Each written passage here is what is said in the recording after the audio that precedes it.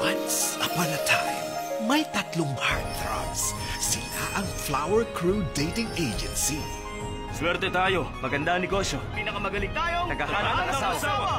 Ang gwapo nila! Tumutulong din sila sa mga hindi makapagtapat ng pag-ibig. Ama, gusto kong mapangasawa si Getong. May bagong trabaho para sa'yo. Magpapanggap kang mayaman.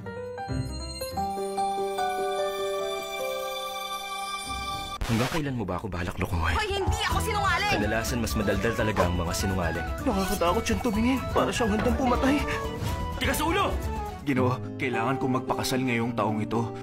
Anong itsura niya? Hanapin mo ang pinakamagandang mukha sa Johnson.